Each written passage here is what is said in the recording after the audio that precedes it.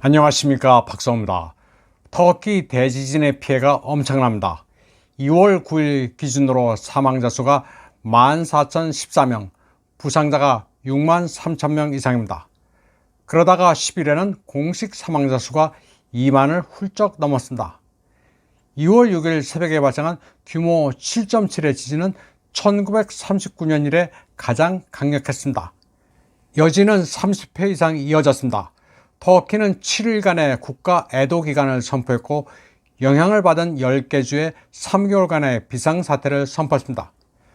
대재앙에 직면한 터키는 힘들지만 일사불란하게 대처하고 있습니다.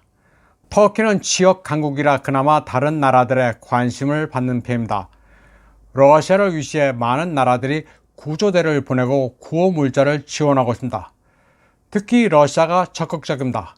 쇼이구 국방부장이 직접 나서서 챙기고 있습니다. 시리아 주둔 러시아군을 구조팀으로 전원에 파견했습니다. 특히 지진도로 터키의 대표적 컨테이너항 이스켄더룬에서 화재가 발생하자 러시아가 불을 꺼주고 있습니다. 러시아 비상계획부는 화재 진화병 수륙 양용 항공기 BE-200을 급파했습니다. 세르게이 쇼이구는 원래 비상계획부 장관 출신입니다. 시베리아 타이가에 산불이 나면 헬기를 타고 화재 진압을 지휘하는 게 그의 특기입니다. 그러나 시리아는 미국과 서방의 제재를 받고 있습니다. 미국을 추종하는 유럽 국가들은 시리아를 아예 외면하고 있습니다. 도표에서 보시는 것처럼 유럽은 입을 씻고 있습니다. 백악관의 넷 프라이스는 터키와 시리아 지진 참사에 깊은 위로를 표한다고 말로는 떠들고 있습니다. 그리고 참사 피해자들에게 모든 지원을 할 결심이라고 말했습니다. 그런데 이게 다 입바른 소리입니다.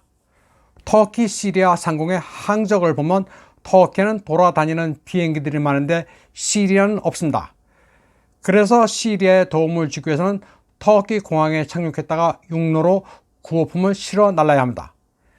미국의 뉴욕타임즈도 사악합니다. 2월 7일 보도에는 시리아와 터키를 잇는 유일한 국경이 제대로 막혔다고 전했습니다. 그리고 부제는 제재로 인해 시리아가 많은 나라로부터 직접 도움을 받지 못한다고 소명했습니다. 그런데 2월 8일에는 기사를 엉뚱하게 바꿨습니다. 유엔이 터키에서 시리아로 보내는 구호 통로가 방해받고 있다고 보도했습니다. 반군 장악 지역을 시리아 정부가 통제를 심하게 하는 바람에 구호 물품 전달이 힘들다고 왜곡 보도했습니다. 시리아도 지진 피해가 막대합니다. 알레포, 라카티아, 하마, 타르투스에서 1200명 이상이 사망하고 2000명 이상이 다쳤습니다. 네티즌들은 시리아에 제재를 가하고 있는 유럽과 미국을 거세게 비판하고 있습니다. 모든 구호 물품이 터키를 통해 시리아로 들어가는데 인도주의적 위기 상황에서 제재를 유지하는 게 말이 되느냐고 시작했습니다. 터키가 지진으로 앞가림하기가 어려우니 다마스커스로 가는 항로에 대해 제재를 풀라고 요구했습니다. 시리아인들이 너무나도 고통받고 있다면서 안타까워했습니다. 이런 가운데 시리아 다마스커스의 대학생들이 나서서 구호 물품을 마련해 전국의 이주민들에게 급히 보내주고 있습니다. 중공도 미국의 시리아 제재로 구호 활동이 차질을 빚고 있다고 지적했습니다. 중공 외교부 대변인 마오닝도 미국은 재앙 이후 지정학적 집착을 버리고 인도적 지원의 문을 열기 위해 일방적 제재를 해제하라고 요구했습니다. 우리는 중공이 하는 짓은 다 부정적으로 보지만 사실은 사실 그대로 봐야 합니다. 이 같은 중공의 주장에는 반대하는 나라보다 찬성하는 나라가 압도적으로 많습니다. 미국의 비정상적인 행태로 러시아와 중공이 어부지리를 얻고 있습니다. 진정으로 인류애를 외친다면 시리아 제재는 해제하는 게 맞습니다. 다음 소식입니다. 젤렌스키가 런던, 파리, 브라셀 등을 순방했습니다. 이에 대해 이스라엘의 지정학, 군사 전문가 야콥 케드미는 그의 여행이 소도시 극장 예술가의 순회 공연을 연상시킨다고 평가했습니다. 러시아에 대항하는 전황은 물론 바꾸지 못할 것인데도 불구하고 계획되고 연출된 공연을 하고 있다는 게 케드미의 견해입니다. 그의 순방 목적은 우크라이나에 대한 미국과 동맹국들의 관심을 꺼뜨리지 않고 적당한 선에서 유지하는 것이라고 케드미는 말했습니다. 전차와 미사일을 배송한다고 서구가 키예프에 약속한 가운데 일부는 가까운 미래에 이전되지만 모든 계획을 이행하는 데는 1년 이상이 걸립니다. 결국 우크라이나와 서방은 시간을 벌어가면서 모스크바와 협상을 시도할 것이라고 캐드미는 진단했습니다. 이제 미국과 서방은 발을 빼는 일만 남았습니다. 다만 발을 확 빼면 망신스러우니 러시아를 최대한 괴롭히면서 당분간은 시간을 끌 뿐입니다. 이미 그런 징후는 나타나고 있습니다. 젤렌스키 보좌관직에서 물러난 아레스토비치는 키예프 정권이 한국식 분할 시나리오를 절박하게 희망하고 있다고 말했습니다. 러시아를 이기는 것은 실질적으로 불가능한 상황에서 그나마 우크라이나가 한반도식으로 분할되는 것만이 젤렌스키가 목숨을 부지하는 길이기 때문입니다. 일리아 키바 전 우크라이나 최고 라다 의원도 우크라이나군의 반격이 결국 실패로 돌아가면 서방 진영이 한반도식 분할 시나리오를 젤렌스키에게 종용하게 될 것이라고 예측했습니다. 이에 대한 러시아의 입장은 명확합니다. 다시는 속지 않겠다는 겁니다. 우크라이나의 승리는 말할 가치도 없고 한반도식 분할도 있을 수 없다고 메드베제프 전 대통령은 잘라 말했습니다. 다음 소식입니다.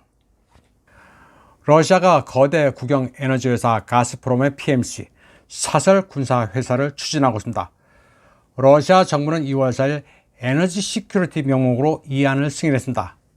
가스프롬의 PMC가 활성화될 경우 우크라이나 전선에 투입될지는 확실치 않습니다. 그런데 지금 우크라이나 전쟁은 러시아 대 나토 용병과의 대결입니다. 우크라이나군은 거의 갈려나간 상태에서 나토군이 일단 전역 신청을 한 뒤 민간인으로 신분을 세탁해 전쟁터에 투입되고 있습니다. 따라서 서구 용병에 대해 러시아도 용병이란 카드로 대항하는 것일 수도 있습니다. 다른 이유를 보면 러시아로서는 북빙양의 에너지 자원 수호 그리고 해외에서의 에너지 개발 합작 사업이 급증하고 있는 만큼 PMC가 필요하기도 합니다. 세계 모든 열강들이 이권 개발을 하는 지역에는 사설 용병을 배치하는 게 관례입니다. 아프리카의 경우도 미국은 블랙워터, 프랑스는 외인 부대를 배치해왔습니다. 정규군보다는 훨씬 용이하게 운용할 수 있기 때문입니다. 영미권 정크 미디어들은 러시아가 악명 높은 바그너 그룹으로도 모자라 또 다른 용병을 만든다고 비난하고 있습니다. 그러면서 크렘린의 권력 투쟁이 본격화됐다는 소설을 쓰고 있습니다. 바그너 그룹이 군부의 견제를 받아 밀리고 있다는 이하는 상상의 나래를 펴고 있습니다. 최근 바그너 그룹의 프리고진은 수호이-24 전투기에 탑승해 하늘을 날면서 젤렌스키에게 전투기를 타고 나와 한판 붙자고 결투를 제의하기도 했습니다. 러시아 군부는 바그너 그룹에 대해 이제는 전투기도 제공해주고 있습니다. 그러니까 바그너 그룹과 군부가 헤게모니를 두고 암투 중이라는 것은 얼토당토않습니다. 더 웃기는 것은 일부 한국인들은 이를 무슨 왕자의 난으로 보는 모양입니다. 사극을 많이 봐서 그런 것 같습니다. 이번 방송은 여기까지 하겠습니다. 시청해주신 여러분 감사합니다.